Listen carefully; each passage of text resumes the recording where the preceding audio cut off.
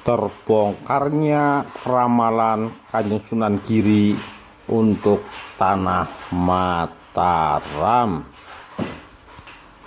Sultan Hadiwijaya berkata, tanah Mataram masih dalam bentuk hutan. Hamba ingin mengganjar buat Kakang Pemanahan tanah yang lebih subur, sehingga menyarankan agar Kakang Pemanahan menerima tanah Jipang yang lebih baik dibandingkan dengan Mataram. Namun Kakang Pemanahan menolaknya. Meledak rasanya batin Kakang Pemanahan. Sudah jelas Sultan Hadiwijaya mau menghindar. Sunan Kalijaga pun tersenyum dan ia mengerti duduk persoalannya. Kemudian ia berkata, anakku Sultan telah bertitah akan mengganjar Ki Ageng Pemanahan dengan tanah Mataram.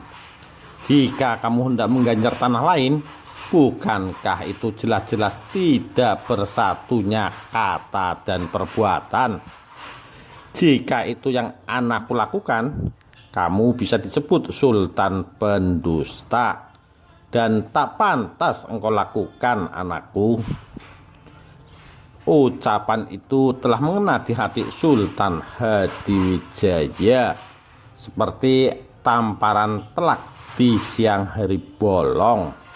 Kemudian Sunan Kalijogo kembali mengejar dengan pertanyaan, apa yang sesungguhnya membuatmu kesulitan menyerahkan tanah Mataram kepada Ki Ageng Pemanahan? Kemudian Sultan Hadiwijaya berkata, baiklah Kanjeng Sunan, hamba akan membuka rahasia di dalam hati hamba, walaupun tentu Kanjeng Sunan sudah mengetahuinya. Kanjeng Sunan, hamba mendengar ramalan Kanjeng Sunan Giri bahwa di Mataram nanti akan ada raja besar seperti hamba. Itulah sebabnya hamba tidak menyerahkan tanah Mataram kepada Kakang Pemanahan. Hamba tidak ingin ada matahari kembar di tanah Jawa ini. Sunan Kalijogo tersenyum. Sunan Kalijogo tersenyum, tidak tampak sedikit pun terkejut. Jika persoalan itu yang menjadi sebab, mudah saja dicari jalan keluarnya. Kau berikan tanah Mataram kepada Pemanahan, dan Pemanahan harus menyatakan kesetiaannya kepadamu, dan aku saksinya, kata Sunan Kalijogo. Sunan Kalijogo kemudian berkata, Ki Ageng Pemanahan, sebagaimana engkau dengar, aku memintamu untuk berjanji setia kepada Sultan Hadiwijaya. Maka dari itu, dengan aku saksinya, segeralah engkau berjanji. Ki Ageng Pemanahan segera bertindak cepat. Langsung ia berkata, Kanjeng Sunan, di hadapan Allah Ta'ala dan mendapat persaksian Kanjeng Sunan, hamba berjanji untuk tetap setia terhadap Sultan Hadiwijaya, sekalipun tidak akan hamba khianati atau berani melawannya. Jika hamba berniat atau berkeinginan menjadi raja, ataupun jika hamba berniat memusuhinya, merebut serta menundukkan Pajang, demi Allah, biarlah hamba tidak selamat terkena bencana yang sangat besar.